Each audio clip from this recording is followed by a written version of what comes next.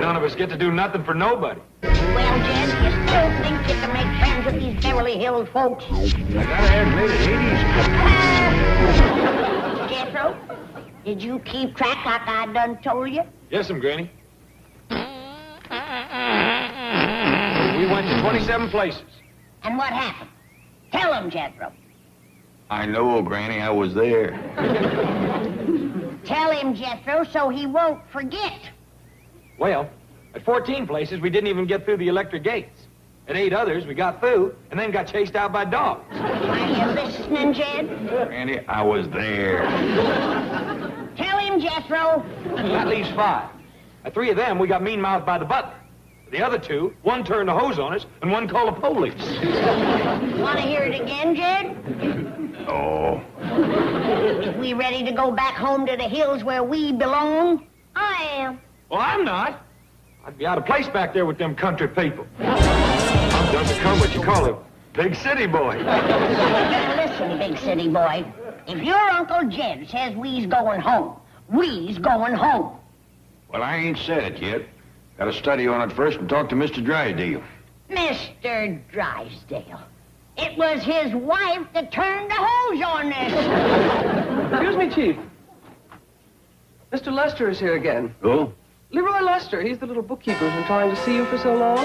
What about? Well, it seems he's being replaced by a computer. All the bookkeepers are being replaced by computers. Didn't he receive the mimeograph notice? Well, yes, Chief, but Mr. Lester has been with the bank for 47 years. He was hired by your father. If you could just have a word with him. Oh, all right. Come in, Mr. Lester. Mr. Drysdale will see you now. Oh, I can come back if Mr. No, Drysdale... it's all right. Come in. Well, well. To your Lester Leroy. Chief, it's Leroy Lester. Oh, that's all right, whatever Mr. Drysdale says. What's on your mind, Lester? Well, Well, speak up, speak up. As I told you, Chief, Mr. Lester is being retired to make way for automation in the bookkeeping department. Oh, lucky you. Now you can take it easy. You'll be getting a nice big fat pension check every month. I will? Well, certainly. You qualify for government Social Security, don't you? Sir, I thought you meant I'd be getting something from the bank. Oh, well, you will. You will. We're not going to forget 47 years of faithful service. He qualifies for something from the bank, doesn't he? Nice pass, fountain pen, something like that? Actually, Mr. Lester is entitled to receive a gold watch. Oh. Are you sure? Yes, Chief. Solid gold. I hear those new stainless steel watches have got them all beat. Shockproof, waterproof. Swim a lot, do you? Oh, it's great exercise. Take a few lessons. Meanwhile, I'll have your watch engraved with your name on it in nice big letters. Lester Leroy. Thank you. Chief, it is Leroy Lester. Oh, if Mr. Drysdale likes it better the other way, I can change it. Well, thank you again. Goodbye. Mr. Lester, you haven't told Mr. Drysdale what you've been waiting all these weeks to say. But he's busy. Oh, speak up. What is it? Well, He'd like to go on working. He feels he can be of real service. I'd be willing to give up the watch, even the raise you gave me. When did I give him a raise? In 1963, when the government increased the minimum wage... Now, surely there is something Mr. Lester can do. He's always been our finest bookkeeper, an absolute whiz at figures. Well, all right. Just call me an old sentimentalist. Lester? Yes, sir. One day a month, you can go to my house and straighten out my wife's checkbook. Thank you, sir. Thank you, Miss Hathaway.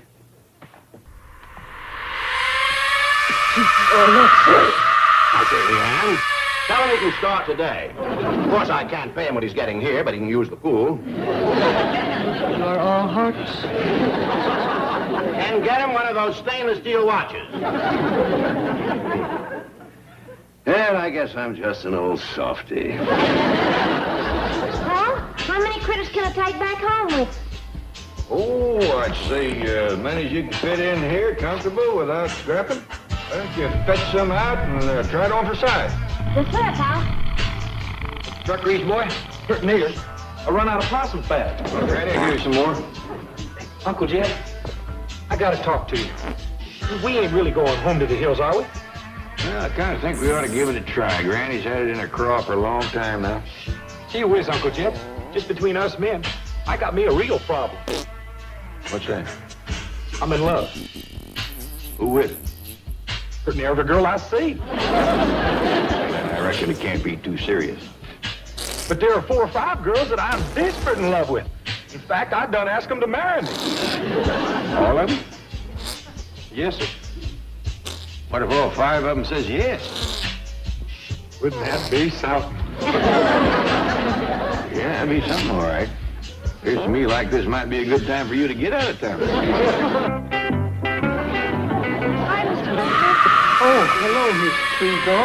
Where are you going? Oh, up to Mr. Drysdale's house. It's such a beautiful day, I thought I'd put the top down. Is this your car? Well, not yet. I still have 3 years of payments to make to the bank. Mind if I ride to the corner with you? Oh, I know. Certainly not. Here. No, that's all right. Stay there. I can get in. Oh. Hey, Pa, we got company. Then comes a car up the driveway, lickety-split. Ain't that queer? You can't even hear the engine running. Put your brakes on,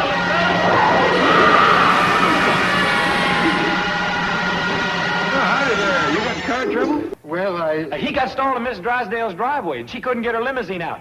And she went to mean-mouthing him something awful. If I hadn't come along, I'll bet she'd have turned the hose on him. Well, don't let that bother you. She done hosed us down once today. My name is Jed. This here's my daughter, Ellie. I reckon you met Jethro. Howdy. hello. Don't believe I caught your name. Oh, it's Lester. Leroy. Oh, Lester Leroy. Well, that's close enough. Come on inside and set a spell, Mr. Leroy. Jethro will fix your car for you. Well, I don't have much money. Why, you'd insult Jethro if you offered him any money.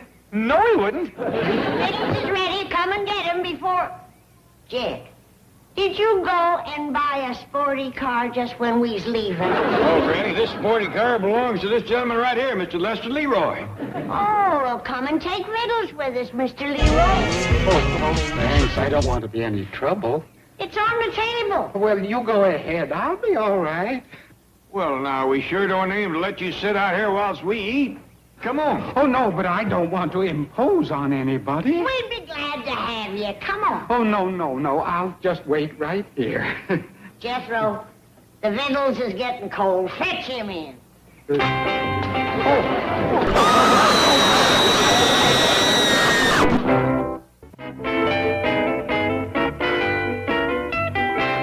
rang, Chief? I sure did. I want an immediate audit run on the books of that little playboy embezzler, Leroy or Lester, whatever his name is. Playboy embezzler. Poor mousy little Mr. Lester. I'll tell you how poor he is. He has one of those expensive hobbies going. What's that? Restoring antique automobiles. Chief. He was seen driving away from his bank in a 1919 runabout. And as for being mousy, get this. He took that beautiful Miss Trigo with him. Well, perhaps he needed some help with your wife's checkbook. Ah, that's a laugh. I talked to the butler. He never even got to the house. If you ask me, he and his sweetheart are headed for Mexico. Mr. Lester is old enough to be Miss Trigo's grandfather. And rich enough to be her sugar daddy.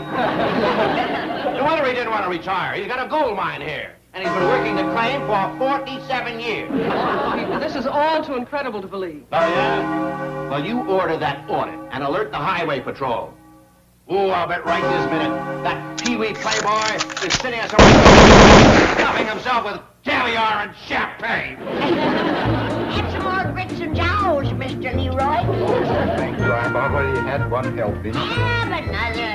Well, it is awfully good. I don't know when I've had so much delicious food. Well, you ain't hardly had enough to feed a baby bird. Don't you eat this good at home, Mr. Leroy? Ellie, that ain't no kind of question to ask. I reckon ain't many people eat this good. Let me give you some more of these pickled crawdads. Just a few. I'm not used to so much rich food, you see. I usually have just a half a can of beans for lunch. What do you have for supper? The other half. That ain't it. Well, you see, my landlady won't allow me to cook in my room.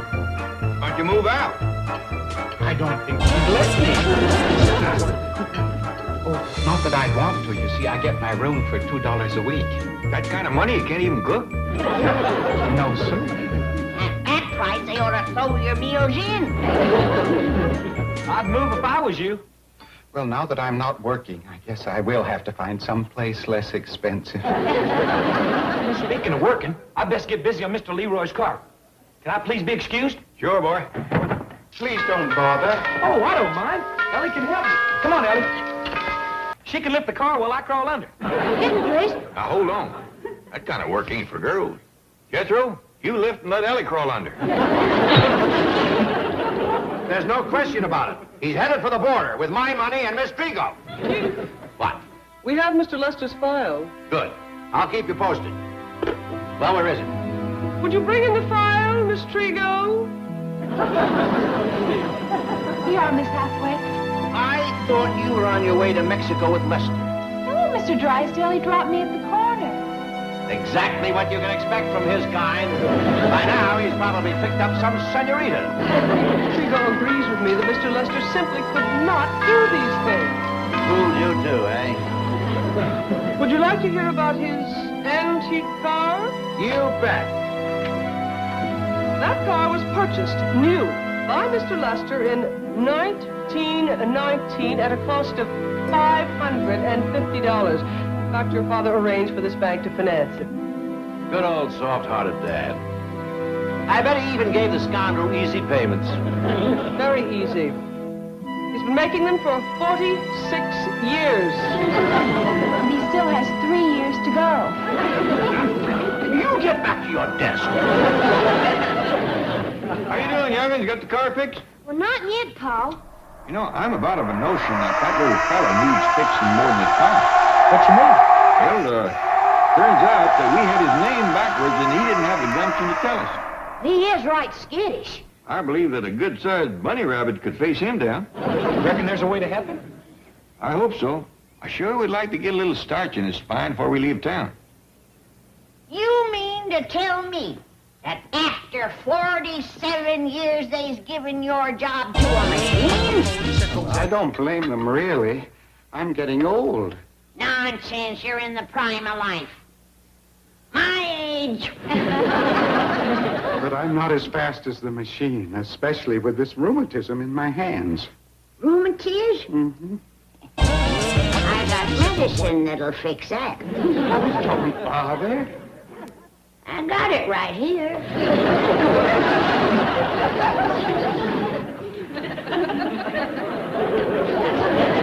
What's that for? I'd like to help with the dishes. I'll fetch Ellie for that. Here. You swallow this. Good for what ails you.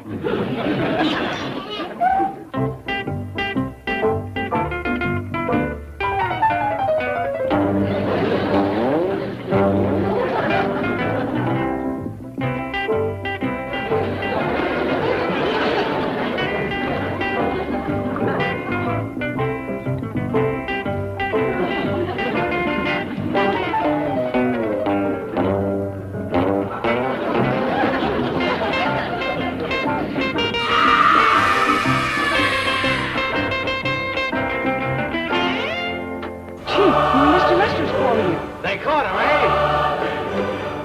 Hello, Mr. Drysdale. Yes? I have a message for you.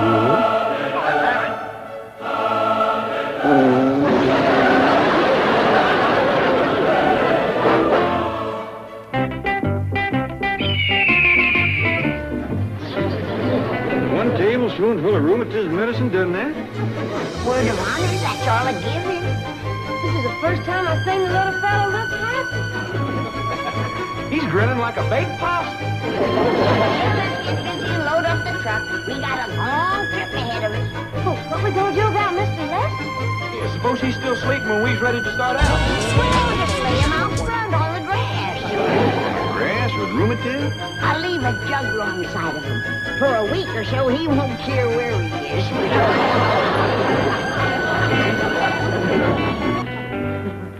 Hand them to me faster, Jed. The quicker we get packed, the quicker we'll get on the road. You know, Granny, I've been thinking. By the time we get this stuff loaded, it'll be sundown. So? So? That truck ain't the best thing in the world to be driving after dark with no lights and all. Well, we'll do what we done on our way out here. Have Ellie run ahead of the truck waving a lantern. Yeah, but the trouble with that was we couldn't keep up with her. Well, then have Ellie run slower or Jethro drive faster. 'Cause I ain't aiming to stay one more night in these Beverly Hills where we ain't wanted and we ain't needed. Until today.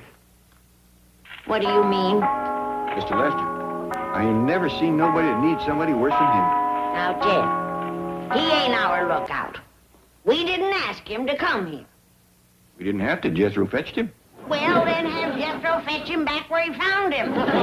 For Miss Drysdale to mean mouth and turn the hose on? Now, Jed, you stop right where you are. I know what you're up to. You're wanting me to feel sorry for that little feller, so's I'll give up the idea of going home. ¡Hijo de tu puta madre! That's right. Is it working? Yeah, doggone it is.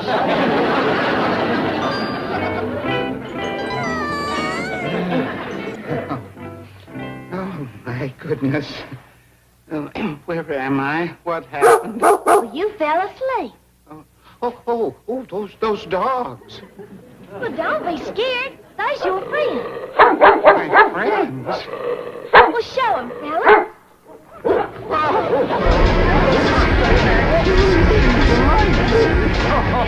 Of course they do. That's because you're a nice man. Dogs can tell. Oh, my goodness. Oh, you're awake, Mr. Lester. How you feeling? Rheumatiz gone? Oh, yes, I feel wonderful. Ellie, get your critters out of the parlor. Well, Hiram ain't mine no more. He belongs to Mr. Lester now. Oh, no, really, my landlady won't allow me to have a dog. I will, too. What? What Granny means is that she'd like to be your landlady for a spell. Me? Stay here? Be mighty proud to have you. Oh, you would, really? Yeah, say you stay, please, Mr. Lester. I couldn't. Yes, I'll stay. I'd like very much to stay. Here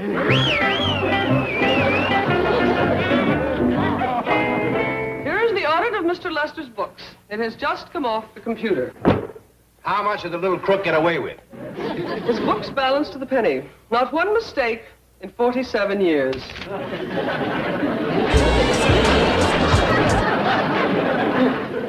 I don't believe it. Feed it all through the computer again. I'm afraid that's impossible. As it printed its last digit, it blew up. I told Mr. Lester it was overworked. The computer people say it will take several weeks to repair. You mean I have no bookkeeping department? That's about the size of it. Well, we've got to locate Lester. He's the only one that can handle the workload. It so happens he's waiting to see you now. Oh, bring him in, bring him in. Come in, Mr. Lester. My favorite bookkeeper, Lester Leroy. Mr. Drysdale, my name is Leroy Lester. Of course. Now get down to your desk and get to work. But I don't... Now. I'm willing to forget everything that happened. You get your old job back with no cut in salary. And I'll even refinance that car again. Make those payments easier. Mr. Drysdale, I'm taking an extended leave of absence. You see, I haven't had a vacation in 47 years. But you can't afford one. Oh, yes, I can. I'm staying with friends. You haven't got any. Where are you, Leroy? In here, Jed. Oh, hi, Mr. Drysdale, Miss Jane. Leroy, come on. Ellie Mae's waiting to give you a swimming lesson. After that, you and me's going hunting. You two are friends? You betcha we are. Come on, Leroy. But wait, Mr. Clabbett. I need Leroy. He's my favorite bookkeeper. My only bookkeeper. Oh, yeah, Miss Jane was telling me about your cipher machine blowing up. Well, we took care of that. Come on in, boy. Jethro? Boy, show Mr. Drysdale how you can cipher. 2 and 2 is 4. 4 and 4 is 8. 8 and 8 is, 16. yeah, thank you. There, you see? Come on, Leroy. 16 and 16 is, 16 and 16 is, 6 and 6 is 12. Down to 2 and 1.